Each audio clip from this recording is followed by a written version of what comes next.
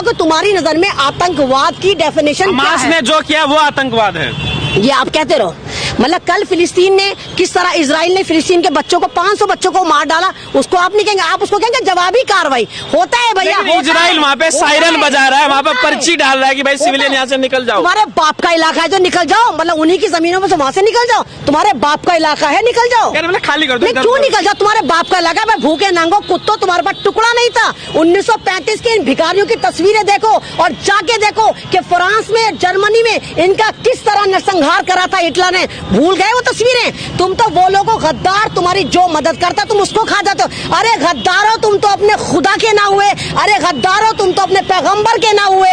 तो जो लोग खुश हो रहे हैं, मंदिरों में पूजा करके घंटे बजा रहे हैं और लगा रहे हैं, तो उनको मैं पहले बताऊं कि ये बद्दीन लोग, यहूदी लोग अल्लाह ताला को मानते हैं लेकिन अल्लाह ताला की तालीम को नहीं मानते। ये जिन मूसा अलैहिस्सलाम को मानते हैं, 124 करोड़ पैगंबर में से हमारे एक पैगंबर है मूसा अलैहिस्सलाम, ये उनकी नाफरमानी करते हैं। और जिस तरह आपने देखा कि अटल बिहारी वाजपेयी लगातार जब भारतीय जनता पार्टी बन रही थी तो लगातार कह रहे थे, ए हिंदुस्तान वासियों हमारी पार्टी में आओ, हम वादा करते। वो किससे कह रहे थे? वो मुसलमानों से कह रहे थे। वो मुसलमानों से कह रहे थे कि अरब देश हमारा मित्र है, मित्र रहेगा, हम फिलिस्तीन के साथ खड़े हैं। आप ये कह रहे हैं भारत का मुसलमान उसी को वोट देगा जो विदेशी मुसलमानों को, बाहर के जो देश है मुस्लिम मुल्क है, अगर उनकी हिमायत करेगा तो भारत का मुसलमान तभी वोट देगा। मुझे लगता है कि आपको लगता है कि भारतीय जनता पार्टी ने तुम जैसे लोगों को कर दिया है कि तुम लोग मेरे ख्याल से जाके इजराइल में आधार कार्ड बनवा रहे हो या वोटर आई कार्ड बनवा रहे हो कि 24 में मेरे ख्याल से तुम अपने विश्व गुरु को इजराइल से जितवाओगे, वहीं पर तुम शायद अपने आधार कार्ड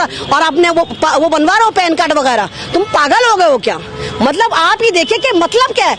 इतना प्यार आपको फिलिस्तीन के लिए है, भारत से है? अरे बावले, भारत मेरा मुल्क है, फिलिस्तीन मेरी धार्मिक जगह है, वो मेरे पैगंबरों का शहर है, वो मेरा किबला अव्वल है, वो मेरी धार्मिक जगह है। तुम फिलिस्तीन को भारत में लाके क्यों जोड़ दे? तुम ही लोग हो जो मणिपुर को दिखाते हो कि सऊदी अरब का हिस्सा है और फिलिस्तीन को तुमने हिंदुस्तान में लाके डिप्लॉय कर दिया। अबे फिलिस्तीन बाहर है, मणिपुर भारत के अंदर है। तुमने मणिपुर को तो बसा दिया बाहर, मणिपुर पर तुम बात नहीं करते, लेकिन फिलिस्तीन पर तुम ऐसे दर्द ले रहे हो कि जैसे भारत के अंदर फिलिस्तीनी है और इजराइल है और दूसरी स्टेट पे हमला कर दिया। अंजाम क्या होगा? अंजाम कुछ नहीं होगा।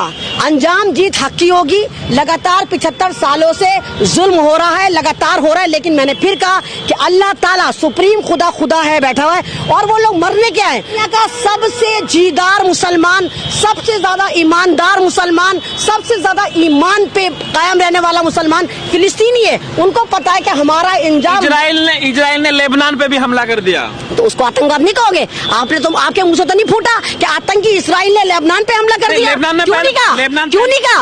लेबनान का जो हिजबुल्लाह ग्रुप है नहीं, वो पहले से ही वहाँ पे तान के खड़ा है। वहाँ पे तान के खड़ा रहने पे मैं यहाँ पर तान पकड़े तो मेरे पे हमला कर दोगे?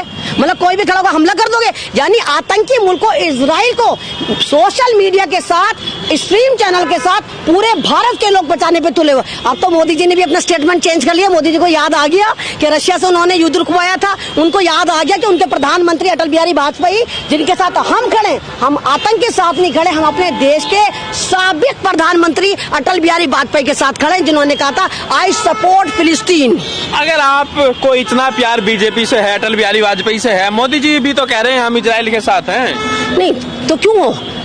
गिरगिट हो क्या? हो गद्दार हो, नमक हराम हो कि कल इसका नमक खाएंगे, कल उसका नमक समय समय की बात है, समय के हिसाब से डिसीजन लिया जाता है। डिसीजन भैया खुदा तुम्हें समझे, जानवर कुत्ते बिल्ली नहीं हो, डिसीजन दिमाग से लिया जाता है। यानी तुम हमेशा कातिल के साथ खड़े हो। जहाँ मुसलमान मरता है वहाँ तुम खड़े रहते हो। मतलब जहाँ मुसलमान मरता है, मुसलमान आतंकवादी, यहाँ का आतंकवादी, वहाँ का आतंकवादी, और जहाँ मुसलमान मरता है जो दूसरा मुल्क मारता है तुम उसको कहते हैं जवाबी कार्रवाई। आपके लिए देश की नीति से ऊपर पूरी दुनिया है मुसलमान आपके लिए। देखिए देश की नीति में यहाँ कोई मतलब नहीं। मोदी जी आप ही तो, जब कोई भी मुल्क, जब मेरे भारत के किसान बैठे थे, मेरी भारत की वो रेसलर जो गोल्ड मेडल लेकर, आप दुनिया है किसी भी मुसलमान के लिए खड़े हो यार। तो पहले बात तो सुनता नहीं, अपने टांग आता है बीच में सवाल दाग देता, सुनता है नहीं बावला। जब हमारी पहलवान बैठी थी गोल्ड मेडल लेकर आई थी, तो जब अमेरिका से और दूसरे मुल्क से ट्वीट हो रहे थे तो मोदी जी ने कहा था यह हमारा आंतरिक मामला है।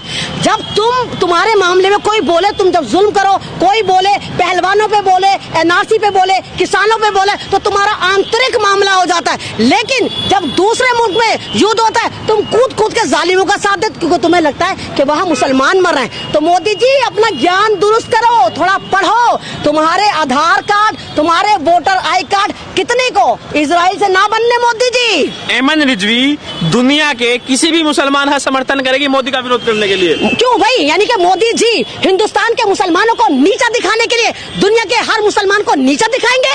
ये तो आप मोदी जी से सवाल करो कि हिंदुस्तान में मुसलमान पिटेगा, छितेगा, मॉब लिंचिंग होगी, उनको मारने के नारे लगाए दिए जाएंगे, और दुनिया में भी अगर कहीं मुसलमान पिटेगा तो मोदी जी मारने वाले के साथ खड़े होंगे। अब तक की क्या स्थिति आपको नजर आ रही है? आपको लग रहा है